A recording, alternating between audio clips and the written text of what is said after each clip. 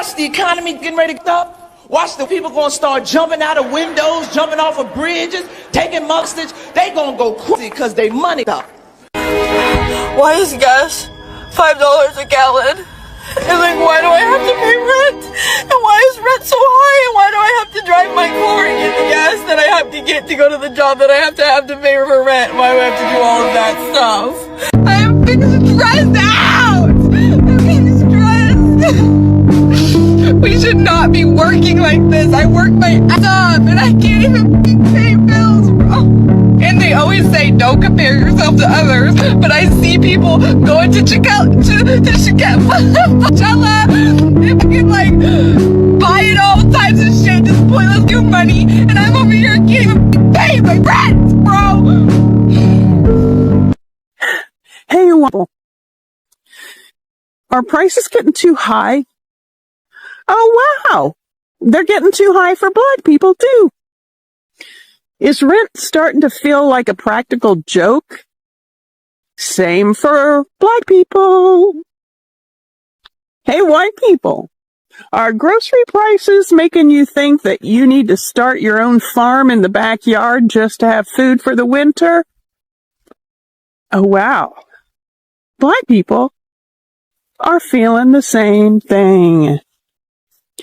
The rich folks and their corporations do that to us because most of them do not really care or even truly understand what happens to us when they grab all that money.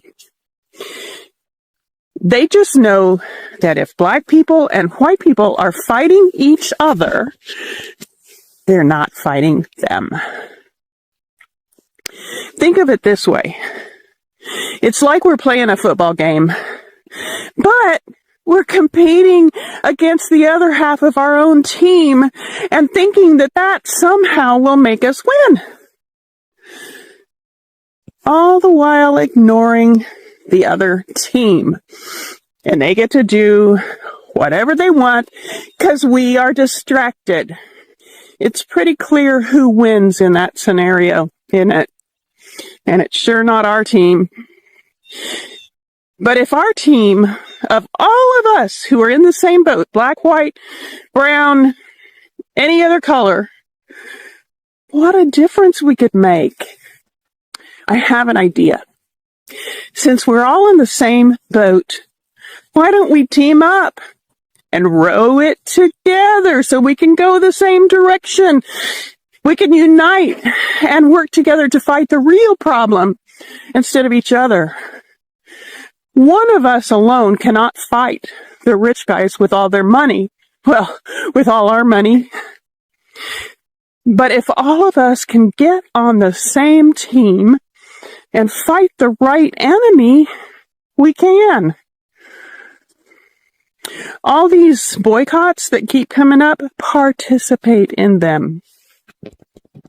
You know, I'm not an expert, just a learner. Join me. Use my name, followed by .art, to see more about me or help me do this work.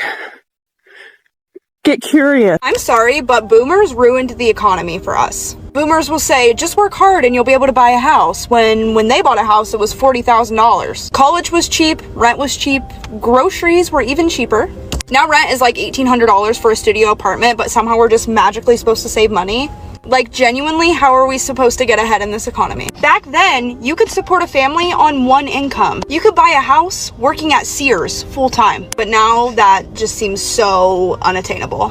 Budgeting in America in 2026 is basically survival at this point. You literally have to have a budget. You literally have to know where every single dollar of your money is going. This year I started using the Mine app and forced myself to make a budget because I literally was having no money left over after rent and groceries and other bills, stressing me out so much. Do I have a ton left over now? No, but I at least know where it's going. If you're struggling in 2026, I promise you, you are not alone. Trump is already pushing the value of the dollar down. The value of the dollar. How so? Trump wants a weak dollar because it makes it cheaper to buy U.S. goods. So Trump has been doing all of these things to try to get people focused on Bitcoin and all of these other things. And also his tariffs are making the dollar go down in value, which for Americans, if you sell stuff, it's good because if the dollar is lower, it's cheaper to buy American stuff, right? If the dollar's worth less, you can actually buy more stuff. And so Trump thinks that's going to produce this big industrial trade. It's not doing that. All that's happening is the tariffs are pissing people off, causing people to say, fuck you, we're out of here, we don't want to deal with you at all. We may actually want to just start selling stuff in Chinese yuan. And that's the big risk. China is playing a long game. They've been around for thousands of years, honey. We've been around for 250. They're like, go ahead, little baby. Go ahead and keep playing with us, toddler. We're going to sit back in our Chinese Confucius way and wait for y'all empire to fall. That's what. A 3-mile radius from Cambridge to Roxbury, median household income drops by $50,000. Federal Reserve of Boston put out a Color of Wealth report, which cites that the average wealth for a Black Boston family is $8, whereas for a white family, it is $250,000. Black Americans in this country have been systematically stripped of our wealth. First, there was nearly 250 years of enslavement, followed by a century of Jim Crow, segregation, economic exploitation, state-sanctioned violence. And to this day, Black Americans are still being excluded from and facing barriers to public programs that promote home ownership and higher education, along with discriminatory home appraisals, persistent redlining. But myself and Senator Cory Booker have introduced the American Opportunity Accounts Act. If passed into law, this would represent the most ambitious federal effort to directly address wealth inequality. At birth, every child would receive $1,000 in a savings account managed by the Treasury Department. Children from low-income families receive deposits every year, and once they reach the age of 18, they can use the funds they have saved for specific purchases. I do see baby bonds as the kind of investments that will break cycles of generational poverty and systemic economic oppression and put us one step towards closing the racial wealth gap. Y'all want to know one real reason why America's crashing out like crazy right now? Mediocrity don't hit like it used to, baby. See, once upon a time in America, you could be real mid and still thrive. Mediocre effort, boom, you get a house, car, annual vacation, pension, hell, maybe even a boat. You could clock in, coast through the week, grill on Sundays, and still retire with dignity. But that era is dead and gone, baby. And instead of leveling up or adapting, they're mad, they're bitter, and they're not even blaming the billionaires. They blaming you. They have the audacity to blame me. They blaming immigrants, black people, queer folk, anyone they think is taking something that used to be theirs by default. See, they don't want equality. They want comfort. And when mediocrity no longer gets them that comfort, they start rewriting the rules to rig the game again. It ain't about fairness. It's about preserving the lie. The lie that being average should still be enough for them. You know, I'll never forget the day a white buddy of mine said black people don't deserve equality because they could never get enough. And that's true. White people are actually scared of equality. That's just how racist we are as a people. And it's not just that one person. White culture in general. Probably I would say most white people, when they hear the word equality, they fear that white people will be oppressed because brown, black, and indigenous people might actually get what's fair and just. That's just how racist we are. And we're so obsessed with the idea of not having equality in America for black, brown, and indigenous people that we don't have health care, that we don't have economic equality. We don't have reasonable gun laws. Our liberties are being stripped because we have a fascist, racist, white supremacist regime in office because we are so scared of equality. We're so scared that black and brown folks might become the majority one day. That we had a black president, and now we've got to have a white supremacist president. That's how scared we are of equality. That's how racist we are as a people. Go to the fucking root. The root of America's problems. The root of the white man and the white woman, their problems, and America and the world. If you think about it, colonialization, white supremacy, the mentality of white people today, not just yesterday, today, right now, the denial, racially. The silence, the apathy, the continuous gaslighting, all that fucking shit. That's ruined us. It's ruined white people, and it's ruining our nation. And whose fault is it? White people's fault. Their inability to fucking fix their goddamn problem. Until we fix white supremacy, everything we try will fail. It's dysfunctional and it's toxic, and Trump and this regime is the perfect proof of all that shit. How we got in this fucking mess? White people's bullshit. White people's racist fucking bullshit. Period. Every economic problem that we're facing in this country right now, student loan debt being just out of control, the government shutdown, SNAP benefits being cut, health insurance premiums about to go through the roof, your rent going up, your pay stagnating, groceries just being astronomical, is because reparations were never paid after the Civil War. Let me explain. After the Civil War, the Union, the North won and the South was defeated, but the South was never punished. The Confederacy lived on in the ideology of the people, of the white people of the South. Reparations were never paid to Black Americans. They were never really, truly given the opportunity to pick themselves up by their bootstraps, to rise up and become equal members of this country, equal citizens. They've been fighting for their equality since then. They've never actually truly achieved it. So when white people hear a promise from Donald Trump et al. That we're gonna run the country like a business, to them that sounds appealing. They're like, oh yeah, because you know what? I'm a business owner.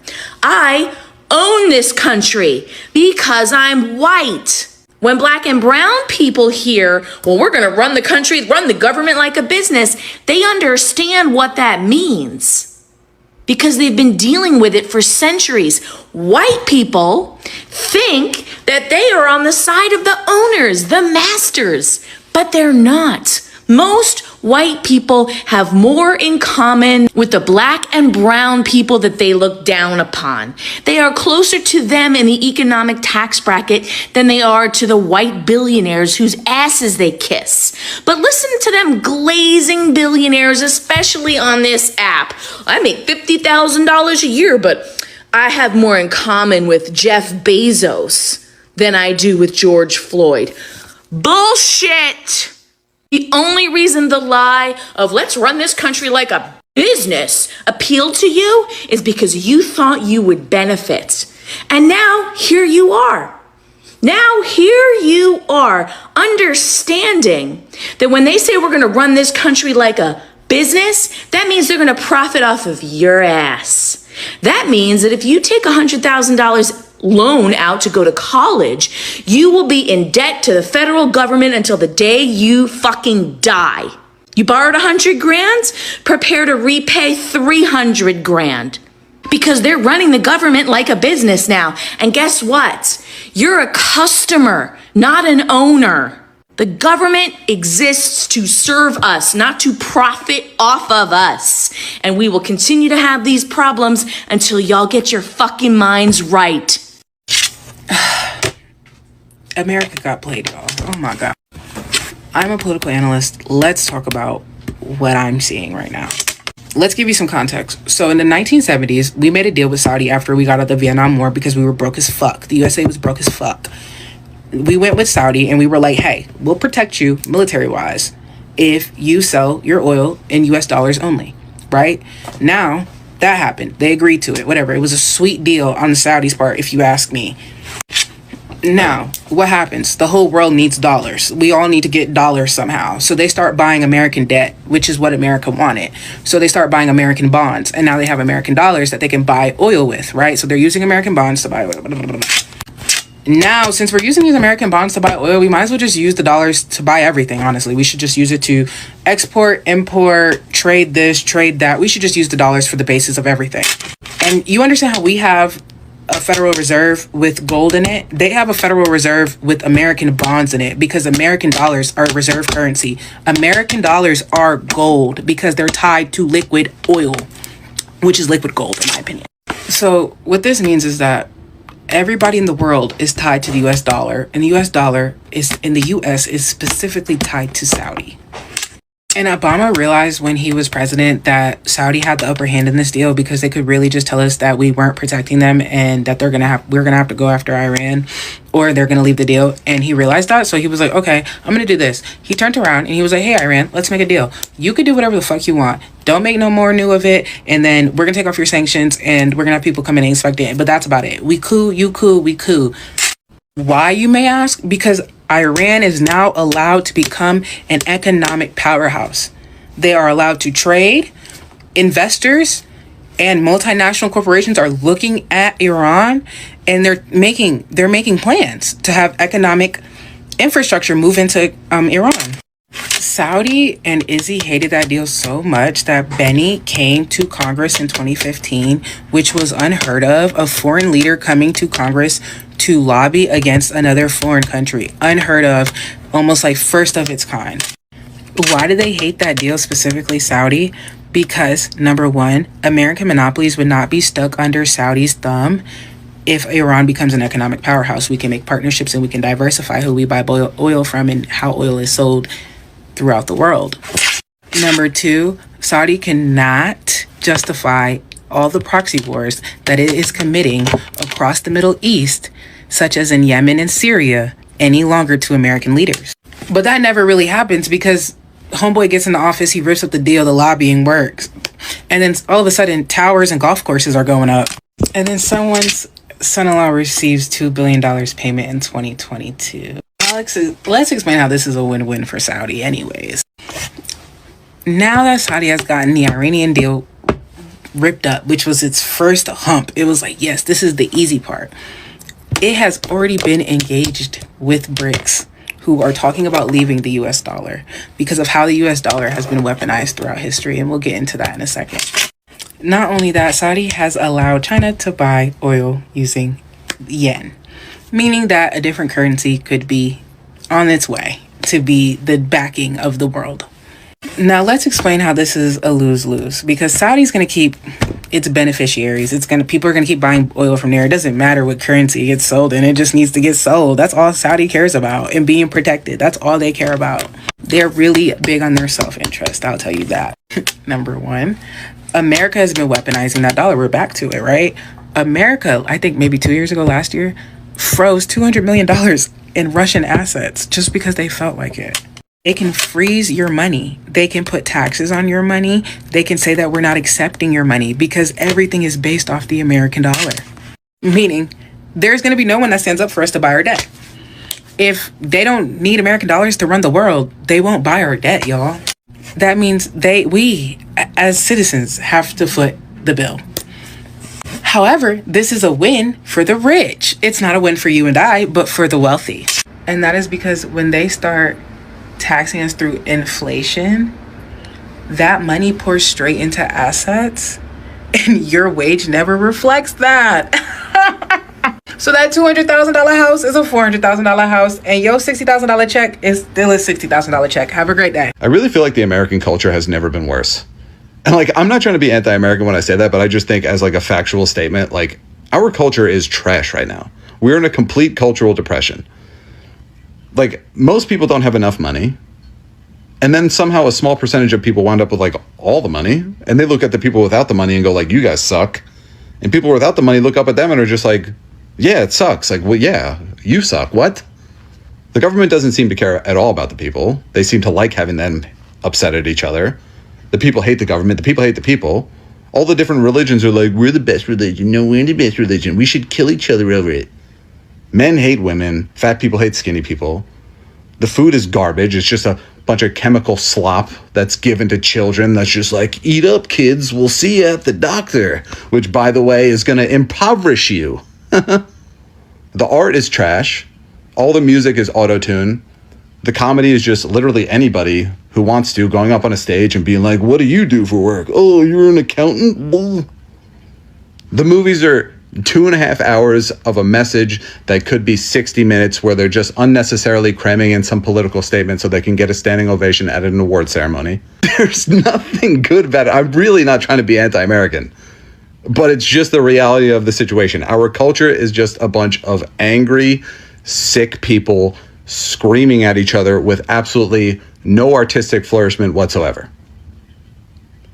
Welcome to America. If anyone out there is wondering how Americans are doing poorly, we are doing poorly. Yeah, that's not true. Here's why. The American economy is actually crushing the entire planet. You guys have the highest GDP per capita in the G7. My country, where I'm from, is the worst in G7. Your unemployment right now is 4.3%, historically low. Country where I'm from is 6.7. On average, Americans have more disposable income than housing prices. In my country, Canada, it looks like this. Nobody can afford a house. We pay for electricity, and we pay for water, and we pay for natural gas to heat our homes. Yeah, so does everybody else. Every single month this winter, it was over $600. So, move to somewhere warmer. You live in the United States, the best country on earth. You can move anywhere. Why are you somewhere freezing? Is that because of the New York State budget? Where did that come from? Ah, there it is. You're living in New York. What are you doing? The experience of being a working class American is to just be squeezed for every single dollar that you have at every turn, and you're like, just wave your arm and you just run into another fee. Look, I'm not saying the system we have now is good, but it is the way it is. If you're just an everyday citizen working a normal job, it is going to feel hard living in a state like New York. But again, you have 50 options of where to move. Go to Missouri, go to Tennessee, go to Kentucky, where the average detached house is like $85,000. Oh, but man, I don't want to live in St. Louis. St. Louis is shitty. It is shitty, but it's cheap, and you can start building your wealth on the right foot rather than living in some dungy ass apartment in fucking Manhattan and being broke as shit for the rest of your life. Look, I'm from Canada, and I had a business in Canada where I was being taxed 54%. Y'all in New York and California, you don't know shit about 54%. And I shut down that entire business, fired 13 great employees, moved thousands of miles from my family down to Florida because life just makes way more sense here. So if a Canadian like me who has to jump through all these friggin' loopholes to get my visa and be here legally, you from fucking Buffalo can move down to Florida and do the same thing. It'll cut down on that $400 heat bill. You don't need it. Everybody in the USA is sick, and let me explain. So every time I come to the US, I notice that everybody is sick and everybody is taking medication for some condition. I always hear people say, oh,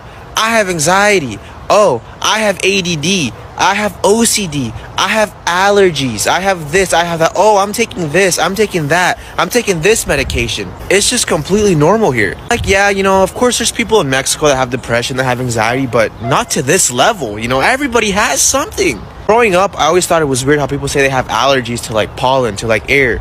Like in Mexico, people have allergies, yeah, but like I know like maybe 2 people in Mexico that have allergies.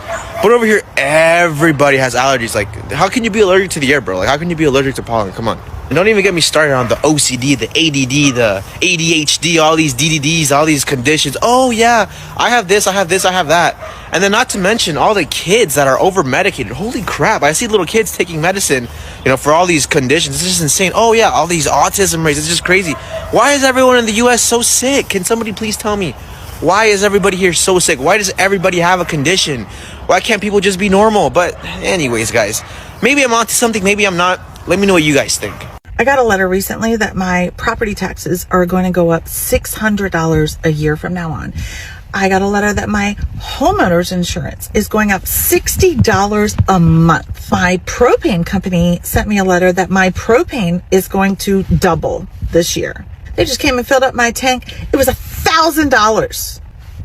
That's crazy. Also, as a entrepreneur and business owner, I get my health insurance through the marketplace. So you have the Affordable Care Act. I pay $45 a month. They just informed me that if this bill passes and I lose my tax credit, I'm going to go from $45 a month to $660 a month for health insurance. I need to buy a new car, and I can't, because the cars have gotten more expensive and the interest rates have gotten so much more expensive. I can't find a reliable car that has the same monthly payment of $450 a month that I've been paying now for a new car. Not necessarily new, but new to me. Groceries are insane, and it feels like every day I get a new email from another subscription that I have, whether it's Netflix, my website subscription. Everything's increasing in price, and I sit pretty much every day stressed about money, and yet I know that there are so many people in this country that are way worse off than me, and they're not making it, y'all. They're not making it. What hurts me the most is that there are so many women, especially,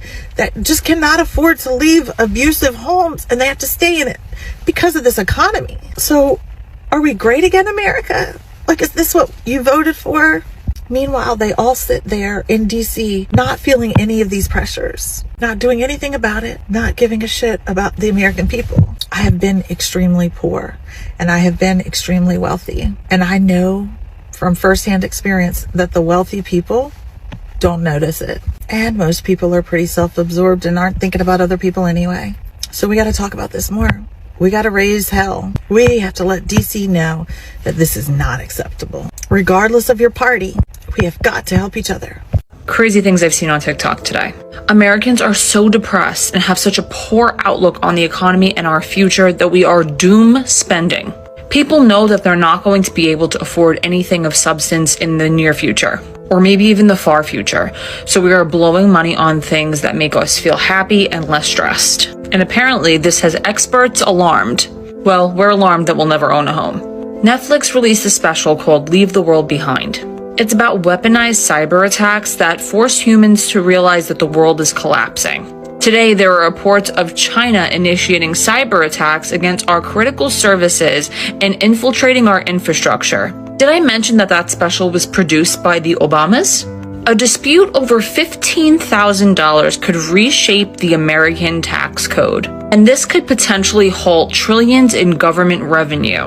A decision in favor of Moore versus the United States could render much of our tax code unconstitutional, which is good because it already is. However, what I've seen on TikTok is many people think that this is going to be really good for the everyday person like you or me. But if it happens, it's actually going to benefit the corporations and the wealthy far more than it would ever benefit us. New York rats are genetically adapted to living in New York City, and they are evolving to mimic human habits. And a new study has linked cognitive impairments to religious fundamentalism. Oh yeah, and nose picking could cause Alzheimer's. Picking your nose could disrupt the mucous membrane barrier, which could allow foreign bacteria into your brain. We are just literally minutes away from the border to Canada as we flee the U.S. Wait, what? You want to flee the United States for Canada? Well, from a Canadian who just moved out of Canada to America, Florida, let me show you what you're in for. First things first, you're going into a terrible economy. See, we just lost 84,000 jobs last month, the worst in years. And our unemployment rate just went up to 6.7%. Yours is at 4.4, historically low. Our housing prices compared to disposable income is off the charts. And the average house in the average city costs almost $1 million. And it looks like this. In your country, disposable income is actually more than house prices. Our GDP per capita is the worst in the G7. Yours is the best. Oh, and as of this month, we have the highest food inflation in the G7. But let's put that aside because I bet you love our prime minister, right? Yeah, the elitist investment banker that hasn't even lived in Canada for the past 10 years. Yeah, he's gonna fix your problems. Don't worry about it. I know. You're here for the free healthcare, right? Well, here's the thing about the free healthcare. It doesn't really work.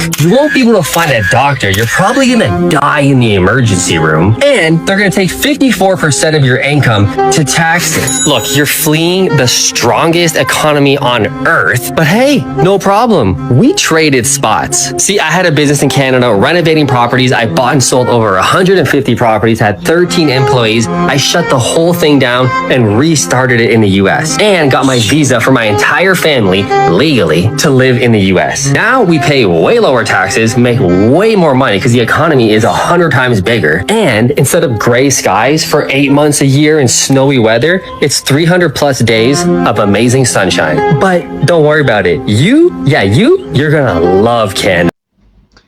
So seeing a white person cry right now and complain about the harsh economic times and the way that they are unable to afford food, they are unable to afford shelter, they are unable to do like the very basic things in life. And you see, these are the same people that were very happy to vote in President Trump and trash talk black people that were against it. And you see, they were doing that, and they were doing all these things because they knew that they were going to be favored and they knew that black people were going to be in trouble because the guy that was being elected is racist, and everyone knows that. You know, it's something that you do not need to be told. You already know by listening to him, how he speaks about black people, how he views black people, and you know, sometimes how he behaves around them. Now, they did not mind that this guy was going to terrorize and you know, make the lives of black people horrible. They cared that he's going to have their interests at heart. He's going to make sure that white people are doing well and that everything of theirs is going right. Now, that was the only point of, you know, voting for him, and they went ahead and actually voted him in. Now, to their utter surprise, he goes into office and he doesn't care about any of them. He doesn't care about black people. He doesn't care. Of course, for black people, it was expected he wasn't going to be part of it. Yeah, black people, the best they could see was be recognized as Americans, but anything other than that, there definitely was no hope for that. Now, white people were happy because they were going to be favored. They were going to have a better life. They were going to have all the things they were promised, and that they were going to enjoy life and be in the American dream, live the American dream, and you see, achieve everything that they have ever dreamt of. Now, that was the reality for them, and everything that President Trump promised them during their campaigns, they believed and they had it in their hearts, and they knew that he was definitely going to do that for them. Now, one mistake that you can ever make as a citizen, as a person that can vote as a voter of a given country, is you believing politicians when they are campaigning. Why I say that is the fact that this is not only happening in America, it is happening all across the world, that these people will always give, you know, they have a sweet mouth, you know, they will tell you everything that you want to hear. They will do for you everything that you want at that time. They will give you promises. You know, if there is something that they know how to do is give promises, empty promises in that case. And they will make it look and sound so real that anyone would be pleased, anyone would want to see a day that those things will come true. And now people go ahead and vote them in the hope that whatever they said will be their word and they will stand by their word. Now, this is not about American politicians, it's about politicians as a whole. That is what they do across the world. They will promise you and they will never give you the things they promised you. Now, President Trump is no exception. He promised white people a lot of things, a couple of things that actually made them to stop thinking. They had a better candidate, but they chose him because of the things that he had promised them, and it looked as though he had the best manifesto ever, and he was going to make the lives of white people and Americans as a whole to change and become better. Now, his slogan was "Make America Great Again." Who doesn't want greatness? Who doesn't want to be great again? Yeah. So they believed in whatever sentiments he had to put across, and everything that he did during that time made sense. Now, he made a lot of promises. These people believed and they voted him in. Once he got there, he stopped caring about anyone at all, because that is who politicians are. They only ask you, you know, they only care about you when you have not voted them in. And when they're asking for your vote, they will be nicer to you. They will make sure that they listen to you. They'll make sure that they interact with you. You know, they make time for you to listen to your grievances, to listen to what you want amended, what you want to be done for you and for the community that you represent, you know, be you a white person or black person or whatever else, you know.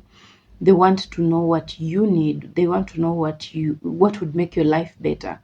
And once you tell them and they promise to make that better for you, and you go ahead and think, this is the best candidate that I have, and then you vote them in, that is like your business with them is done. That is all that they ever needed from you. So when you vote them in, you have to wait for another 4 or 5 years to have, you know, that power again, because now you can elect again. Now, white people did that, and they were hoping that this will only affect black people. You know, black people are the ones that usually don't have someone to fight for them. They don't usually have uh, anyone to, you know, like they just live their lives as though they are like, you know, like birds. Yeah, they don't have anyone fighting for them. They don't have anyone that is interested in making their lives better. So whatever they do, you know, nobody really cares. And white people thought that that is going to be the lives of black people.